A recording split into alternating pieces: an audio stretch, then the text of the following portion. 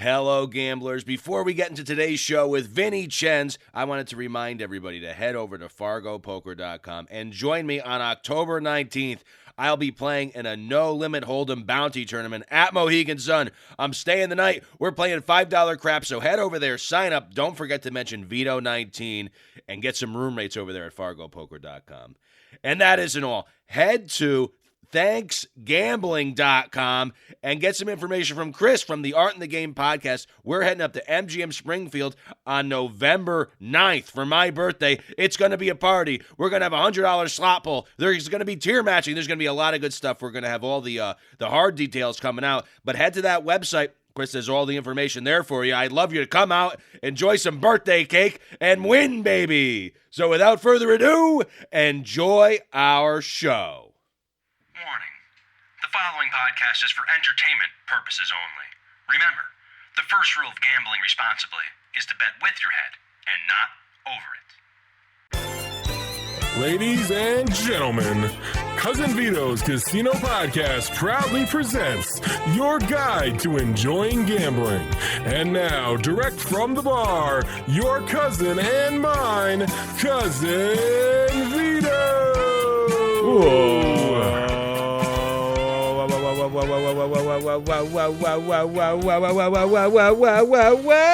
Welcome, everybody, to Cousin Vito's Casino Podcast, your guide to enjoying gambling.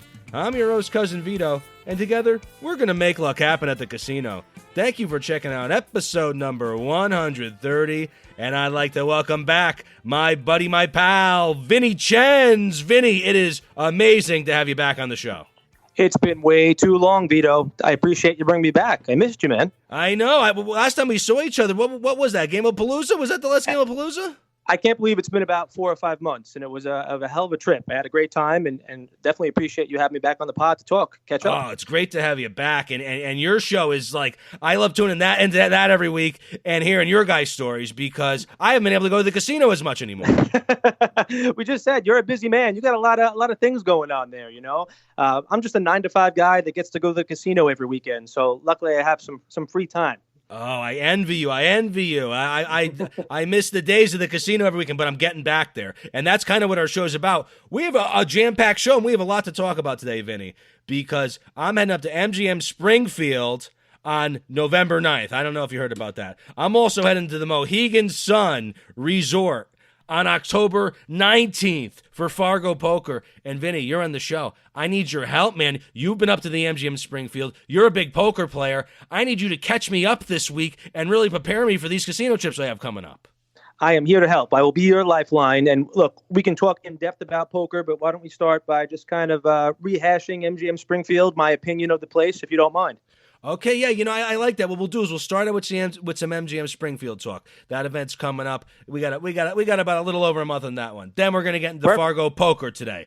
I want to hear about some tournament tips. I'm gonna need tips. I need tricks. I need anything you got, Vinny. I'm gonna be writing it down. I got my pen here. I'll even click it to prove it. And this isn't like wrestling, all right? You're not gonna be able to tag me in here, Vito. You got to do this all on your own once you learn. Oh yeah, well actually at the FARGO Poker event they have a pairs event, Vinny, on a Friday night.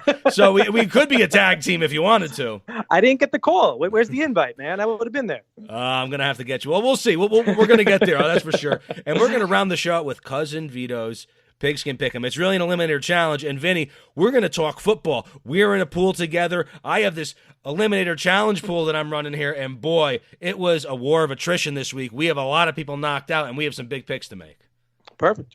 Let's get it started. I love it. All right. We are heading up to MGM Springfield on Saturday, November 9th. And I'm heading up that afternoon. But, Vinny, you were up there just past weekend, I think. So you're like, you got the fresh eyes on this. And you see a lot of casinos. So I kind of like your perspective here. Yeah, of course. And it was the second time I actually visited, MGM Springfield. My family and I take a trip to the Northeast, even though, we live in New York. We actually go towards Massachusetts around the same time every year for this something called the Big E. Don't know if you're familiar with that, Vito. Yeah. Okay, so you've been there before. It's a great place, a fair, a festival, animals, food. And MGM Springfield is literally like a half a mile away from the Big E. So, the Big E runs about 3 weeks. We stayed at MGM Springfield, and the place it's gorgeous. I mean, I'm sure you haven't heard or read anything different. It's a gorgeous MGM property, a little bit smaller than some of the other MGM properties, around the country. But I think it's unique, and it offers everything that you need. Okay, all right. So I'm liking that. I've heard great things about it, especially from Chris at the Art in the Game podcast. Now, how are the gambling conditions for you? That's a very big thing. You're going up. It's my birthday weekend. I want to make sure that there's some games I'm going to want to play up there. So there's three things that I focus on in the casino, right? I do poker, I do craps, and I do Pai Gow. And the MGM Springfield hits all the boxes, checks all the boxes there. The poker room is perfect. When I went there on a Friday, Saturday night, there was plenty of 1-2 and 2-5 and 5-10 cash games going on. There were some daily tournaments as well, if that's something you wanted to partake in. Pai Gow had not commission-free Pai Gow or not the face-up Pai Gow that you're seeing going around the other MGM properties right now, but it did have like the Fortune Pai Gow where you can win, I think it was a couple of $100,000 if you got that 7-card straight flush. Oh, I like the Fortune. I do like the Fortune Pai Gow. What were the limits like? The limits, I mean, there were $25 for the Pai Gow table on a Saturday night. So that's nice. Obviously That's pretty fair. good. Pretty good. When it comes to the craps table, there was plenty of tables and plenty of TVs, which I loved, right by the tables. I love that if there's some sort of sporting event on and I can actually roll some dice, watch a game, right? It's like heaven. It's like being in heaven, really. and it was $15 tables too on a Saturday night. I will say that they did not have any bonus bets, which for me, when it comes to craps, it's something I love. Like the small, tall, all the little fire bet action. Yeah, they didn't have that, so that was a little bit of a letdown. It was 3, 4, 5 times odds on the craps table. So, but great conditions. Dealers are great. Place is beautiful. Are you gonna be sleeping over in the actual hotel itself? That's the plan right now. I believe so. Because I know that the hotel isn't very big, right? So for a meetup, that's something to probably keep in mind. I think there's only 3 or 4 stories of rooms, and the rooms are very unique compared to any other hotel I've been to. Like, you've been to a lot of casinos. The rooms start to look a little repetitive, right? The same kind of decor. Yeah, there's a formula that they follow. Exactly. They definitely scratch that formula off here because it's almost like you're in an Airbnb. Even when you're walking down the hallways, all of the rooms, it looks like you're in like a library almost. And then you walk into a room and there's all these, each room has unique paintings and pictures and different types of pillows, different couches, different bedding. Every room that we've seen or stayed in looks completely different. And I really do, respect and like that aspect of the hotel. Wow. Vinny, you might have sealed the deal because I was on the fence because I could get, a comp room at the Marriott next door. We have a room right there. And everyone actually, I'm going to be talking more about the MGM Springfield meetup, but you got to go online and search the Art in the Game discussion group. You got to be in the group to get the perks we're discussing. And Chris will have all the insider perks. They're going to be doing tier matching. They're going to I believe they're even going to match like your local casino, whatever stuff you're getting locally. You sign up there with them that day at the lunch. We're going to get all sorts of good stuff. We might have some VIP access. We're going to have our own private. I think it's a bowling alley. You got to join the group though, and there's going to be all the details in there. So this is a way, hey, we could all join the discussion on Facebook. Yeah, I definitely recommend staying there. Yeah, if you were on the fence, please, I'm going to push you over the fence and tell you to go stay at MGM Springfield because it's beautiful. But again, because of the limited amount of rooms, I know it does get a little expensive on the weekend. I had gotten some comp rooms thanks to, my play at Borgata and other MGM properties. And even after just going there once a year, they're always pretty open about comping a room for me the next trip. So I definitely will be back.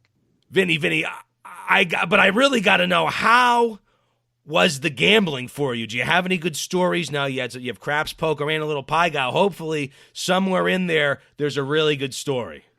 I would love to tell you that I had a successful trip and that I walked away a winner, but I definitely did not. I mean, both nights, I went to the Big E all day, ate as much as I possibly can stuff in my gullet, right? And then went back to the hotel and did some gambling with the wife.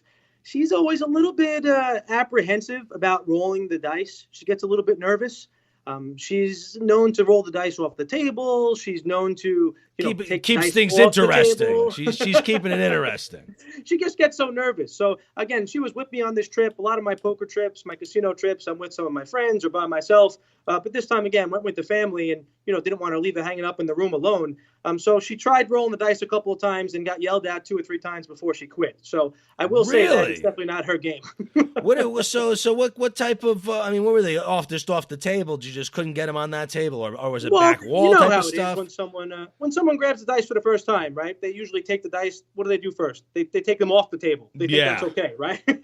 So first she got yelled at for that. Then she went to go roll the dice. It was like the domino effect of, oh God, 2 hands. You got the second hand on there. And of course, what happens after she rolls? She sevens out. She thinks everyone hates her at the craps table, and that was it. So I got a lot of my craps time in when she went to bed around 2, 3 in the morning. But most of the time we spent playing a lot of slot machines together. Had a nice little hand pay on the Wheel of Fortune machine in the high limit room, so that was nice. Ooh, but I'd be lying if I didn't say I gave it all back. How was the high limit room? Because we're going to be doing the $100 group slot pull in the room, and we haven't, I haven't scoped out a machine, but was it spacious in there? Did you have a good time? Yeah, there's plenty of room in there for sure. I mean, especially compared to, if you remember the one we did at Gamblepalooza at Resorts, right? It was kind of tight, kind of small. Yeah. There wasn't a lot of machines. You definitely have more machines to choose from, at MGM Springfield. So I would recommend that for sure. Ooh, I'm getting even more excited. It's going to be a birthday bash, Vinny. I wish you were in town. I'm going to miss you. I got to tell you, you just told me the date, and I got excited thinking maybe I can go, but I'm actually going overseas to Macau at that time for my first time and probably only time, so I do apologize. You're heading to Macau, huh? It's something I said I was going to do for many years, and just finally got up the nerve to do it. So, yeah, I booked it maybe about 2 weeks ago, and we're heading there for a week. A week? And what was the planning like for a Macau trip? Now, I wouldn't even know where to start. I have no, background research on actually traveling there. Where did you start? Well, look, we walk in some of the same circles. We have a lot of people who are in the travel business, right? They can give their insight. Very true. I will say that Bethany, as you know, she helped me get the right credit card. She got me one of those Platinum American Express cards. And through that, I was able to get some crazy deal where I got a ton of miles and was able to book a direct flight from, JFK all the way to Hong Kong. It's 16 hours, which I'm a little bit nervous about. But that is a little nerve-wracking. Now, but what type of seating is it? Is it like a sardine can? Is it more spacious? I mean, that's a serious, that's an expensive flight normally. So I always say, if you can't spend your money on being comfortable, then what are you spending it on, right? So I'm going business class, Vito. I'm going to pay top dollar so I could lay down for those 16 hours. I just can't imagine being like side by side, sitting and coach, going 16 hours. So it's going to be an expensive trip, and most of it's going to be probably spent on the transportation. Wow, that flight's an experience. For sure. 16 hours. And here's the thing. Every other flight I looked at, it was like 8 hours, then you have a layover for 6 hours, then you do another 15 hours. Yeah. This 16-hour flight, I know it still sounds daunting, but get it over it's with. Better than the alternative. Yeah, you're right? You're there and you're like, oh, thank God. It hasn't been 24 hours since I left the airport now. It's going to be nuts. I mean, I'm really like going into the future as far as I know. Like I'm leaving Friday night and getting there like Sunday night. It's going to be quite the experience. We're staying at the Wynn, which the new Wynn property at Cotai, which I heard a lot of good things about. Ooh. And then another hotel called the Galaxy that some of our, again, other people we kind of talk with, Derek Rosenthal, Han, they mentioned that it's a good place to stay, and we're going to check it out. And have you made any other plans, places to eat, different games you want to play that maybe aren't around here? Is there anything like that you're like, all right, I'm going here once, I have to do this? Yeah, I'm going to tell you, I'm not even going to pack a bag. Well, I'm going to pack a bag, but I'm going to bring literally nothing but like a couple pairs of shorts, a couple pairs of jeans, and a couple T-shirts, and I'm just going to go. I don't want to bring a lot of luggage. I don't want to get kind of bogged down on having certain plans for dinner, certain plans for shows. I just want to immerse myself in the culture and kind of see where the day takes me. Because this is, again, the first and only time I'm probably ever going to get there. And I really just want to see what it has to offer compared to, Vegas and Atlantic City and other big gambling meccas. Wow. I'm so jealous right now. I gotta tell you, but I mean, it's the 16-hour flight. I'm saying, all right, at least I don't have to do that. But once you get there, you're going to be having the time of your life. Because I've heard great things, and it's such a different culture over there. It's something totally different that unless you've researched it and you've gone there, you don't know what to expect. Yeah, no, I'm not going to go into it because I feel like if everyone has their own opinion on what to do, what not to do when you're out there, I just want to go blank slate and let it ride. Just see what happens. It's a gamble just going there. And once I get there, I'm going to gamble on all the weird and unique games that they have to offer. Really big foodie, so definitely going to try out some nice restaurants, I'm sure. But I'll worry about that when I land. And all right, beautiful. Well, actually, you know what? Great segue. Speaking of restaurants, Vinny Chenz, we did a little Macau detour there, but did you eat at the MGM Springfield? We were talking MGM Springfield. I'm going out for my birthday bash on November 9th, and Chris from Art in the Game is throwing a nice big party for us up there. And where did you eat? You had to eat. I mean, you went to the Big E, so you were probably full. Exactly. But did you eat in the casino at all? We ended up getting some room service late at night, both nights. But by the time we got done with the Big E, I mean, the Big E is eating from 10 in the morning to 6 at night. Look, there's an animal. Let me go get a hot dog, a fried hot dog with Oreos on top. You pretty much. I mean, anything you can think that you could fry, whether it be a margarita, a martini, or butter, they have it at the Big E. So, I ate a ridiculous amount of weird things that did not sit so well, obviously, in my stomach at the end of the night. But we did find a good room service menu at MGM Springfield. Late night, we did get some eats. So can't complain about that. And, as a room service guy myself, how was the room service? What did you get? Did you feel like, because obviously you're getting room service, you're not getting the greatest thing in the world half the time. But was it worth the price? Was the value there where you're like, what, that hit the spot? For sure. It was quick, which is one of the most important things to me because, I mean, how many times you up late at night, you get room service, and you fall asleep before it comes? That's the worst. And then you're like woken up and you're nervous and you're like, hey, and now I got to stuff my face. I was so hungry like a half hour ago. Exactly. But we got breakfast. We got breakfast at 2 a.m. That's what we did both times. So I'm an Eggs Benedict guy, so I got my Eggs Benedict. My wife got the pancakes, obviously. That's what she always does. But yeah, it was quick. It was easy. I wish I can say I actually went to some of the restaurants. I look forward to hearing about your experience when you go because, again, both times I went to Springfield were both times at the Big E. All right, yeah. So I'll let you know. I'll give you MGM Springfield restaurant tips, and you could come back and talk to us a little bit about Macau maybe one day. I would love to. But look, we really got to get into something here. It's important. You told me you're going to play poker at FARGO at Mohegan Sun. I don't even know what that means. Please tell me about it. All right. Well, we're going to be. You want to jump into my poker face? Is that what you want to do? Look. I'm already upset that you didn't call me to be your partner here. So now I need to find out what I'm missing. All right. Well, let's do this. Mike's poker face. Mike's poker face.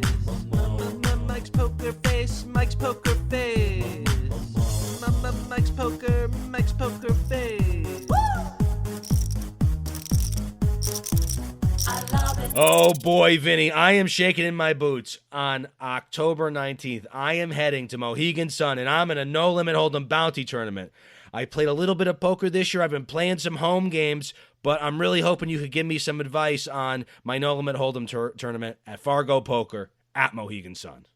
I am happy to. When I think I'd be happy to. And when I think Mohegan Sun, I think about your home turf. I mean, when I think Connecticut, I think Vito, and I don't get enough chances to play poker up there. I didn't hear about this event, so thank you for bringing it to my attention. If they do it again, it's definitely something I'd love to check out. But Vinny Chenz, every year they do this up at Mohegan Sun. This is my third year doing it, and it's not just a poker event. We actually have private $5 craps tables that night at Mohegan Sun for FARGO Poker Club members. So on a Saturday night at Mohegan, I don't know if you've been there on a Saturday night, you're looking at least a $15 table. There might be one $10 table that's totally crowded with everyone. But for the most part, $25 is what's going to be open at night. And we have $5 tables, unheard of. All right. So the first thing I would typically ask someone who's getting involved in tournament poker is know what kind of tournament you're playing. And you already checked the box here, Vito. You told me this is a bounty tournament, right? So it's a bounty tournament. Is there rebuys in this tournament? No rebuy. No rebuy. So it's a freeze out. It's a bounty tournament, and it lasts one day. Is that right? It lasts less than a day. I would have to look up the exact. Okay. But usually it starts at 11 a.m. and generally you're looking at 5-6 p.m. You're pretty close to a finish. Gotcha. Great. So the first thing Generally between like 75 and 100 participants the past couple of years. Perfect. And that's awesome. I love bounty tournaments personally. I don't think there are enough of them out there. I'm sure, some of the audience may not know a bounty tournament is a no limit hold'em tournament in which you get a bounty when you knock someone out, right? So I don't know what the bounty is for this particular event, but the goal is not only to win the tournament, but to knock out as many people as possible and get their bounties. So I would say, because I know you've been playing a lot of poker. We're playing a lot of poker recently. You did a lot of cash games at home. With this, unlike a lot of other tournaments, it's less about survival, Vito, and more about building a large stack early. You can't knock people out and get their bounty if you don't have a bigger stack than them, right? So getting a big stack early in bounty tournaments is one of the most crucial things to remember. That is a very good tip, because that's one of my. I'm going to make a confession here, Vinny. Yeah. Sometimes I screw up at the poker table badly, and one of my flaws, and I know I'm giving away my flaws here to people who might be listening that might be gunning for me here, but sometimes I chicken out, and I play tight. If I'm in the zone, if I'm going to make one mistake, I'm always too tight. How do I get out of being too tight? Well, I'll tell you this: you should be tight but aggressive. And you might have heard that before. Loose aggressive, tight aggressive. Yes. Tight but aggressive means you want to have the range of hands that you're opening up with, the range of hands that you're playing being the upper echelon of hands, okay? And you want to play hands in position, okay? So you don't want to be playing and calling a lot of hands from the blinds or under the gun or anything like that. You want to be putting pressure on people from the button, if you know what that is, Vito. That's the last. Oh yeah, app, no, right? I'm not that desperate, Vinny. But you want it late in position. You want to make sure you're opening up, raising pre-flop with a lot of hands. But you want to be tight and aggressive. You want a continuation bet a lot. You want to take down these pots and build that stack early. That way you can knock people out and grab their bounties. So yeah, chickening out. Are you saying that maybe you're not bluffing enough? You feel like you're checking Well, you things know down? what? Sometimes I'll have a hand where somebody else, they would have for the amount of chips they had in and what is going down. Like, I'll give you an example. I don't even know why I'm retelling this story. These are the ones of the stories you don't want to even tell. No, but basically it was a situation where I was a blind and I had like a mid pocket pair. It was like a 7 or 8 or something. Or I was close to the blinds, whatever. Or I was the dealer or I was the button and whatever happened. So either way. The guy 2 down from me to my left. So I bet and then he bet. I ended up raising, just doubling it, something simple. This guy ended up maybe doing something else. So we end up at this flop, and there's 3 overcards out there. You know what I mean? Okay, and you folded your pocket pair. This is a stupid story. I'm telling the story wrong. I don't even remember the story. I honestly don't remember. It was horrible though. All I know is I'm horrible, and I chicken out, Vinny. There's no sense even talking about this stupid story. Well, the thing to remember, Vito, look, it's always better to be, and it's impossible to give you a huge crash course in poker, right? But tournament poker is something I'm very passionate about. I've done a lot of coaching. I've done a lot of studying. It's better to be the person that goes all in than the person that calls the all in. So remember that, okay? You want to put people in tight, hard positions, So in this case scenario, you're just talking about a position where you had a pocket pair, you weren't sure what to do. What if you would have went all in pre-flop with that pocket pair? Would that guy have called? Put him in that tight spot to make the decision, not you. That way you don't have to make a tough laydown. Like I've replayed it in my head 100 times, even though I forget what the replay was now all these months later. But I know I should listen back. I'm sure it's in one of the episodes. It's in cyberspace somewhere, echoing for eternity. Okay. Well, remember, tight but aggressive. It's okay to be tight. Just when you're tight, you have to be aggressive post-flop. You might be tight pre-flop, but post-flop, be aggressive. Continuation bet. Take down those pots. See, I'm already feeling better, Vinny. I'm already feeling the cobwebs going away. It's like Tin Man oil can here. I'm starting to loosen up. And so you play a lot. Do you have an example of a hand? It could be any sort of example you want, but is there a hand that you played really well recently, or a story that you have that can really, just show me some good play in action? Okay, so I'll bring up another interesting situation, okay, that happens a lot. Or just to kind of relay off your situation that you just did, something to remember. With these bounty tournaments, again, because you're going to be the person with the most amount of chips is the one who's going to win the bounty, you want to make sure when you're in a pot that you're putting pressure on everyone who has less chips than you. So let's just say, Vito, okay, you got 15 or 20 big blinds. You're in the big blind with pocket 9s, okay? You have someone open in middle position, you have the button call, and you're sitting there with pocket nines. Now, the cautious Vito may say, you know what, I'm just going to call here and hope that I hit a 9 on the flop, and then I can maybe win a big pot later. It sounds okay? like me. It kind of sounds like me. I mean, it depends, but I could see myself doing that. I could see myself raising depending on if I'm already chicken of the person at the table. You know, if it's somebody I think I could beat. But remember, it's one of those things where you said raise before. You raised maybe something small, like double the blinds or something like that. Yeah, no, it's like you have to use your stack to your advantage. You know, going all in situations pre-flop and making others put them in the pressure cooker there is the most important thing in these bounty tournaments. Because if you start with, say, 20,000 chips and you pick up 5,000 here, 5,000 there, suddenly you're the chip leader and you're the only one that can't be taken out at this tournament. You're the only one at that table that can take out other people's bounties, right? So it's just important to remember that you want to have the biggest stack and you want to use that stack to your advantage, especially in these bounty tournaments. All right, I'm getting there because I was close last year, Vinny. I was at the final 2 tables, and I was actually with my pal Bogan. Made it too. I don't know. You probably think you met Bogan at Gamblepalooza. He was at the World Series, I think, when I was there. Wow, look at that! It's a small world out there. This little gambling world. So, yeah, I think he had messaged me on at 7 Out Pod that when I was there for 17 nights during the summer, Vito, and he was there, I think, playing in a couple of tournaments. I think he did pretty well. Wow, yeah, no, but Bogan was tough, and he had me. He scared me out one time. I'm not even gonna get into it, but Vinny, Fargo Poker, they don't even just do this No Limit Hold'em tournament. Do you play any stud? Do you play any stud? They play some obscure games at the Fargo Poker gatherings. Yeah, I mean, I got my chops playing cards, playing stud. You know, when I was younger, 25 years ago, growing up upstate New York, Turning Stone Resort, they pretty much only played 1-5 stud. So, yeah, no, I played a lot of 7-card stud. Even at this World Series that just passed, I played a lot of Omaha high-low tournaments. I love all different variants, but the big money right now is in Hold'em, right? So learning Hold'em and learning what to do and what not to do is where the money is, you know? Omaha is really fun. There was a minute there in the poker boom where Omaha was really starting to catch on, and then all the websites shut down. Yeah, there's still a lot of Omaha tournaments. Don't think there isn't. It's just that the rec player, when they feel comfortable going out there to like the World Series or to these big events, even Fargo, they're probably just more comfortable playing a Hold'em tournament than an Omaha tournament for their first time. So I think mastering Hold'em and learning Hold'em is an important foundation before you start learning other card games like Omaha or stud high-low, etc. Okay. Oh, yeah.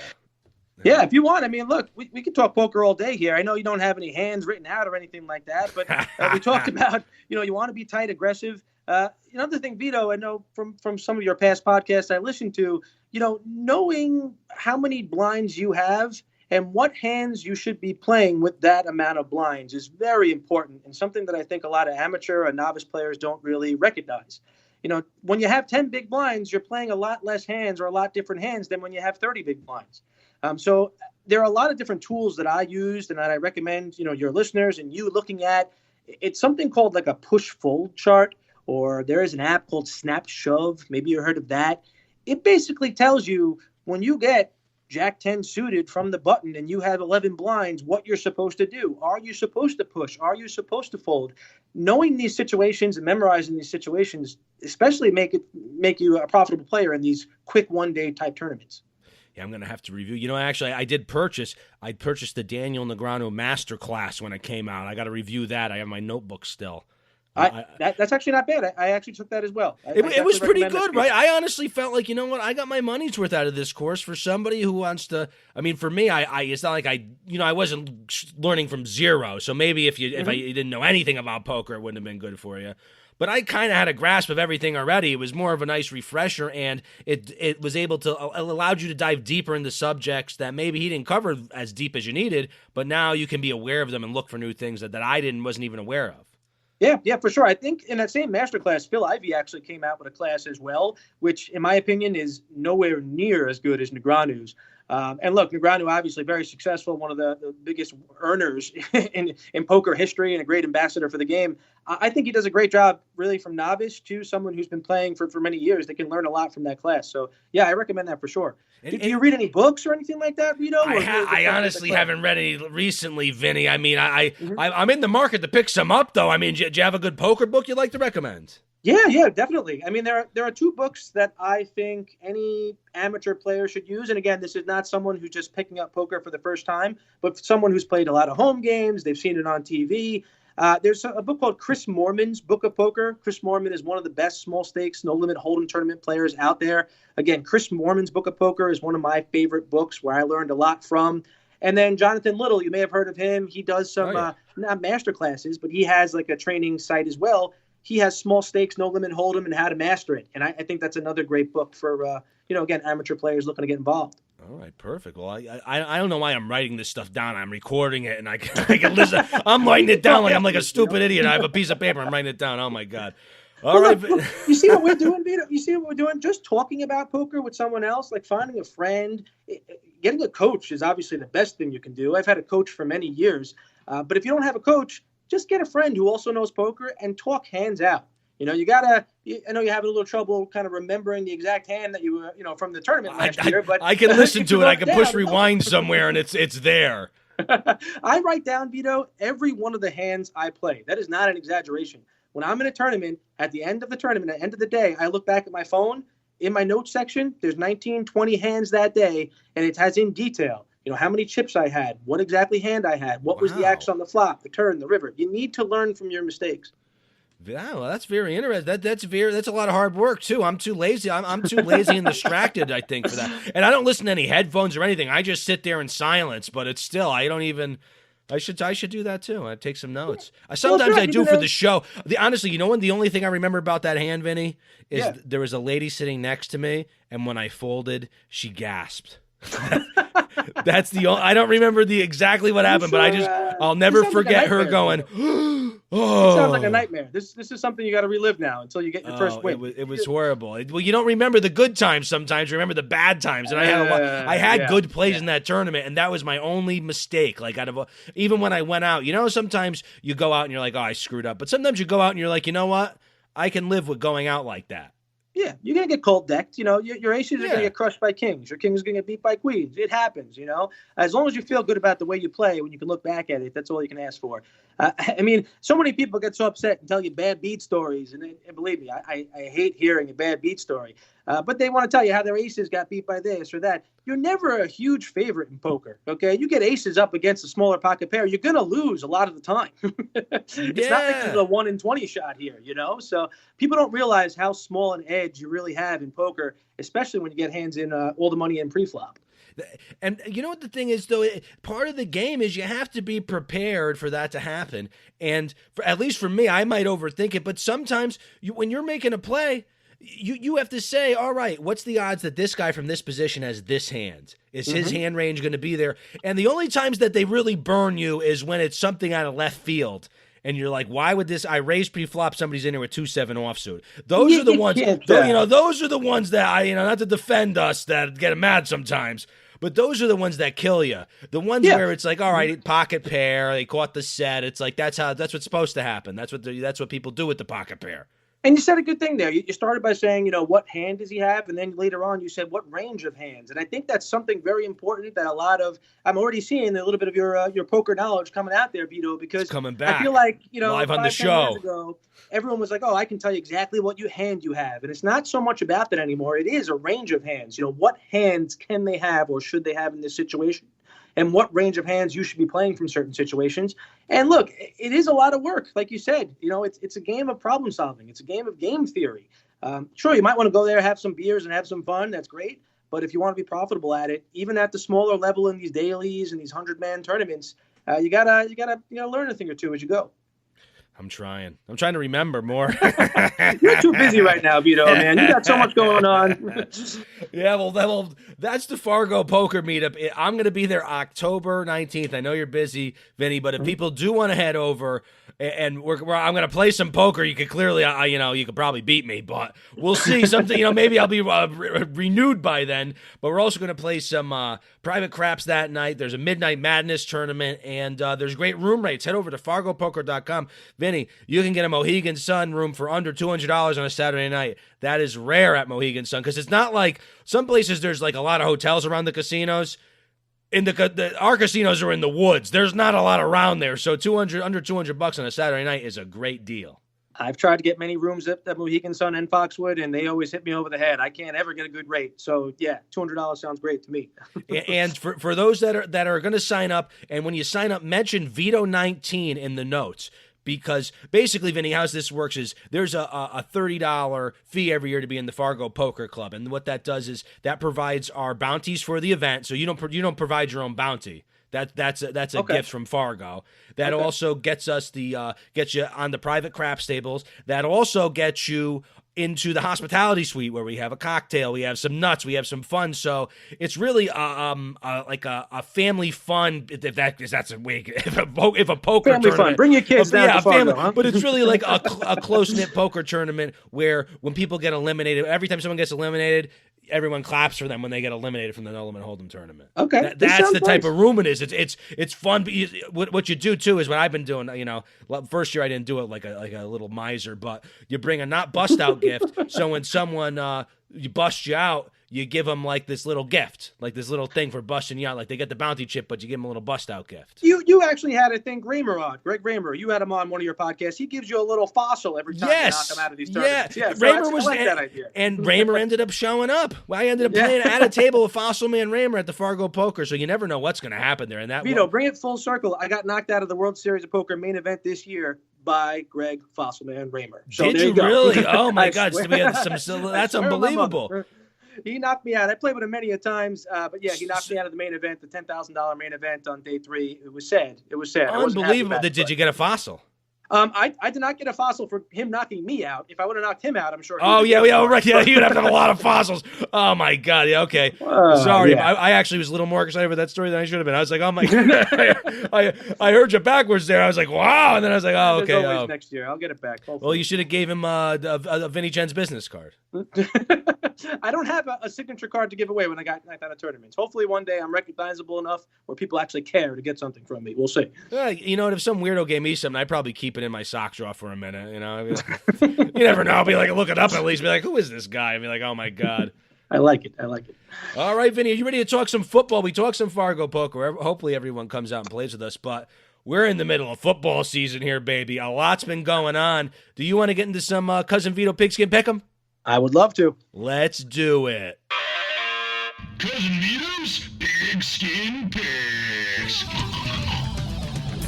That's right, Vinny. It is hoodie weather. It is football season. And I don't know if you've been watching the games every weekend, but it's been a pretty wild season so far. Other than poker, football is my next favorite passion, I would say. So yeah, as you know, look, we are in the podcast superiority pool together, and I believe right now you're talking to the one who's number 1 and number 2 in the standings right now. This is pretty exclusive territory here. That's right, Vinny Chenz. Me and you, number 1 and 2 in the podcast superiority pool, and I don't have the standings right now, but you know, I'm surprised. Travel Fanboy, he's hurting out there. Fade the Fanboy picks. Yeah, he said he thinks he's actually mathematically eliminated right now in week 4, which I don't know if it's possible, but I think he could get back in there. I hope so.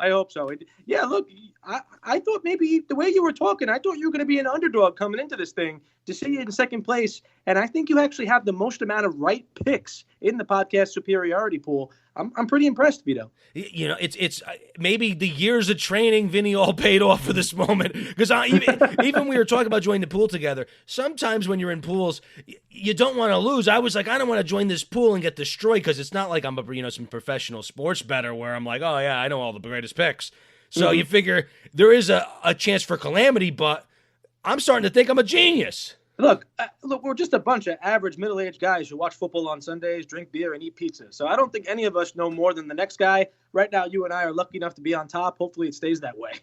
Oh, yeah. And we have some pretty big games this week, Vinny. We have usually what happens. You haven't been on the show for the Pigskin Pick'em, so I'm going to explain it to you.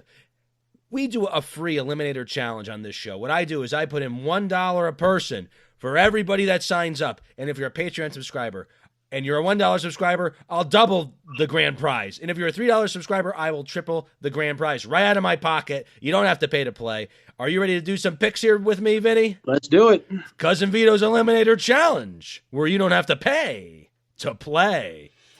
That's right, Vinny. I'm looking at there's actually a couple of good picks this week, and unfortunately, I don't even want to admit this here because I'm on a high from being good in the other pool.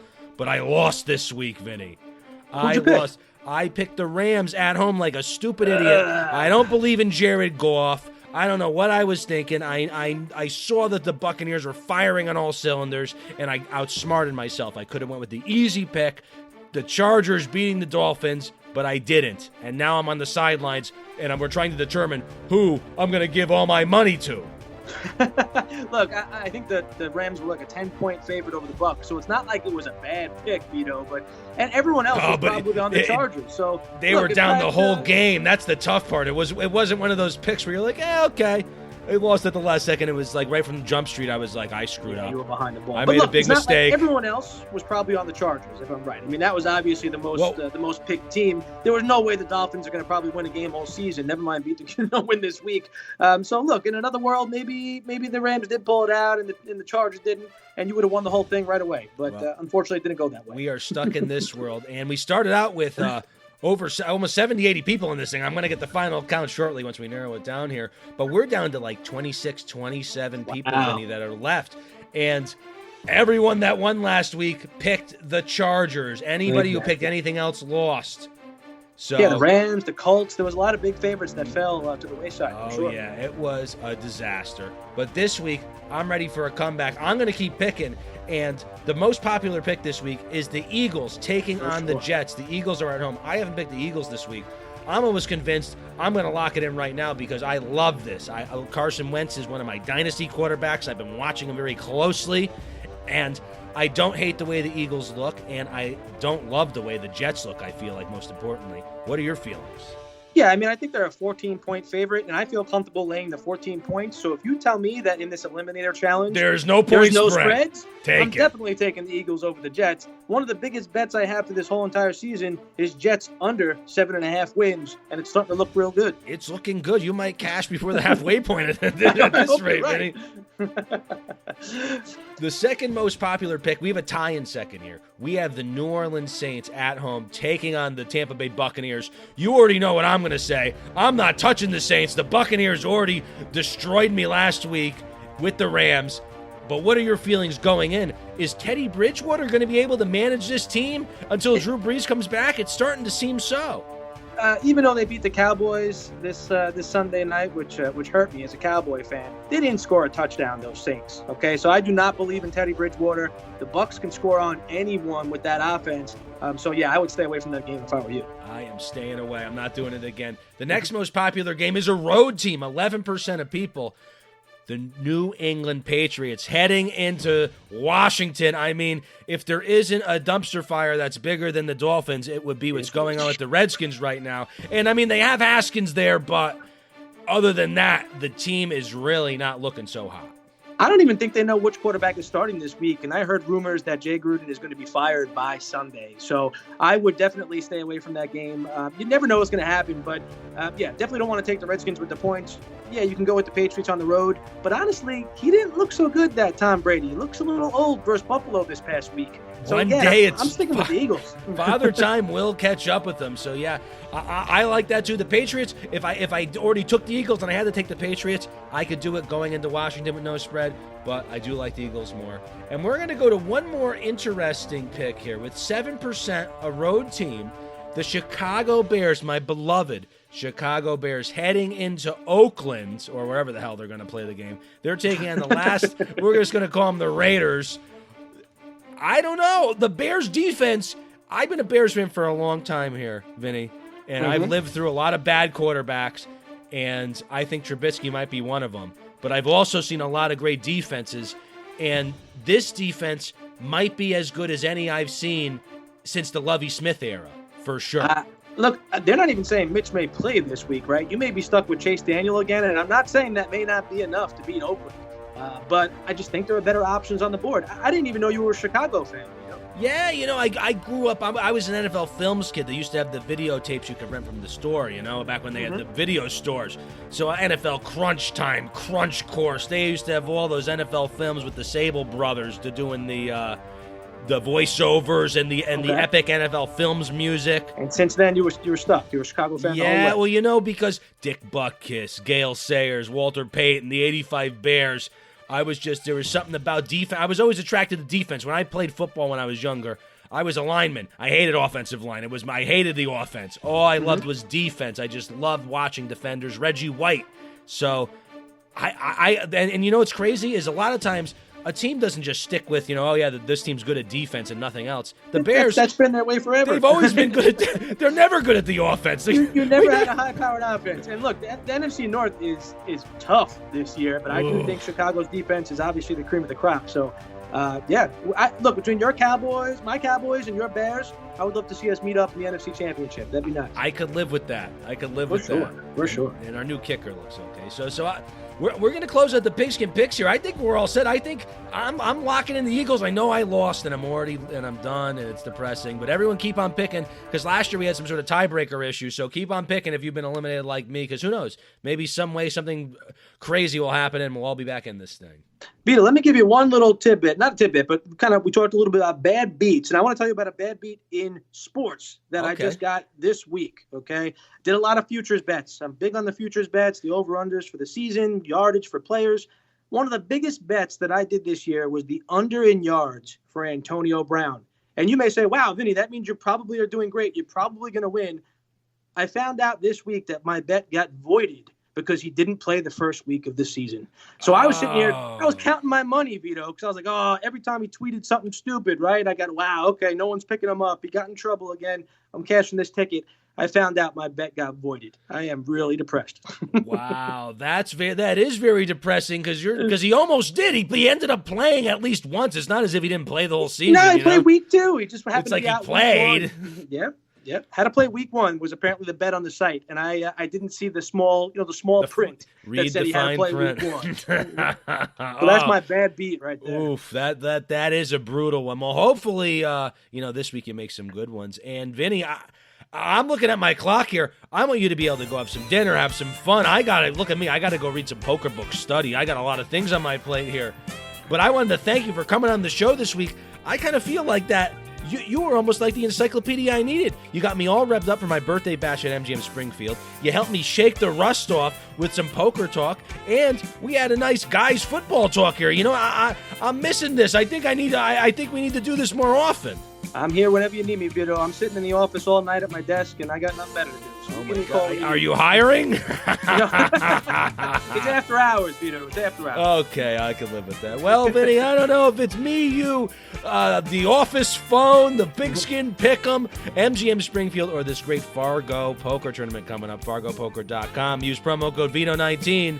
I have a funny feeling that between me, you, and MGM Springfield, that together we're going to make luck happen.